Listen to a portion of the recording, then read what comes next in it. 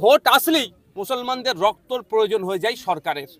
মুসলিম না খুন হলে ভোটটা অসম্পূর্ণ থেকে যায় এদের কাছে। উত্তরপ্রদেশে মুসলমানদেরকে মারছে বিজেপি, আর পশ্চিম বাংলাতে মুসলমানদের মারছে তৃণমূল। যে ভয়ঙ্কর ঘটনাটার সম্মুখীন হয়েছে তামান্নার আম্মা, তার মা টোটাল বিষয়টা বিশ্লেষণ বললেন। ব্যাপারটা শুনতে পেলাম তার পিতা, তামান্না খাতুনের পিতা হচ্ছে একজন মাইগ্রেন্ট লেবার।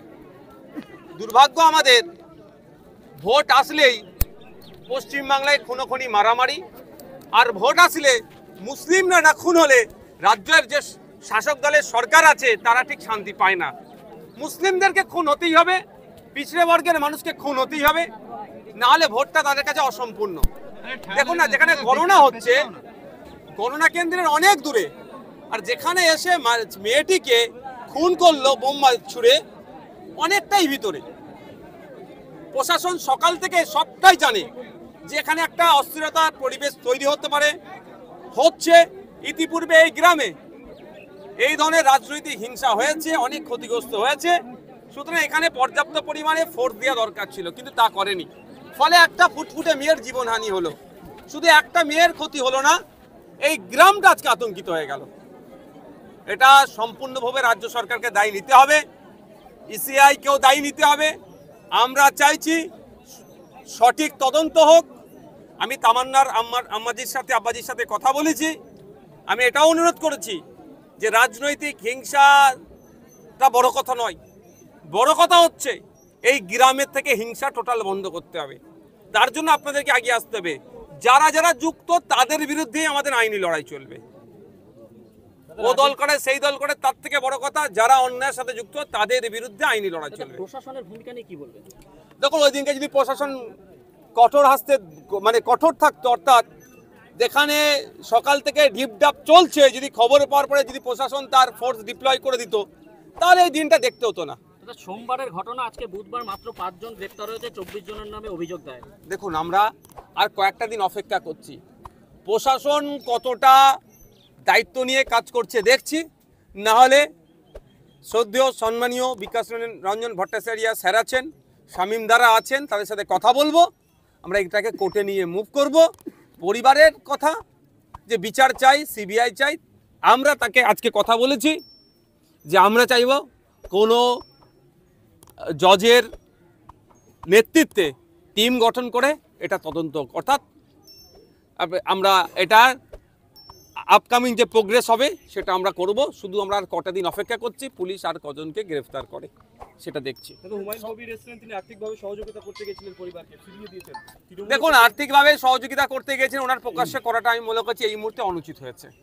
আমরা অনেক সময় অনেক ক্ষেত্রে অনেক মানুষের পাশে দাঁড়াই আর্থিক সহযোগিতা করার জন্য, কিন্তু যখন তার মেয়েকে হারিয়ে শোকে পাথর, সেই সময় আর্থিক সহযোগিতা এইভাবে প্রকাশ্যে নিয়ে এসে খামে ভরে দেওয়াটার জবাব পেয়েছেন। এবার হুমায়ুন কবির সাহেব নিজে থেকে দিচ্ছেন না সরকার থেকে ম্যানেজ করার জন্য পাঠিয়েছে আমি বলতে পারছি না। তবে সরকার এত বড় নির্লজ্জ, যখন যাকে পারবে ম্যানেজ করে দেওয়ার জন্য পাঠাই।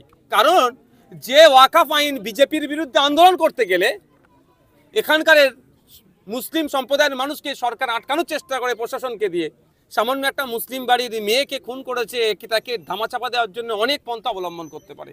আমি এখানে মুসলিম শব্দটা বারবার ব্যবহার এই জন্যই করছি, ভোট আসলেই মুসলমানদের রক্তর প্রয়োজন হয়ে যায় সরকারের। মুসলিম না খুন হলে ভোটটা অসম্পূর্ণ থেকে যায় এদের কাছে, সেই জন্যই বারবার আমি এই শব্দটা ব্যবহার করছি। আর পিছিয়ে বর্গের মানুষের খুনকে এরা দেখতে বেশি পছন্দ করে। তাই অনুরোধ আমার মিডিয়ার মাধ্যমে, এই ভোট হয়ে নেতার বেটি নেতা হয়ে যাবে আর মাইগ্রেন্ট লেবারের বেটি কবরে যাবে বা শ্মশানে যাবে, এটা বন্ধ হওয়া দরকার। আমি আসলাম এই মেন রুট থেকে, এখানে 15 বছর নাকি তৃণমূলের পঞ্চায়েতের সদস্য, সে কিভাবে ভোটটা আমি বিতর্কে যাব না। এই রাস্তাতে অল্প বৃষ্টিতেও দেখলাম আসার মতো নয়, কিন্তু তাহলে তারাও যদি অন্তত নিজের গ্রামটাকেও ঠিক করতে পারে, ততটুকু করে না কেন? করতে দেওয়া হয় না। সেই বাইর করার ইচ্ছা থাকলেও তাকে করতে দেওয়া হয় না। কারণ ওখানে কারা থাকে?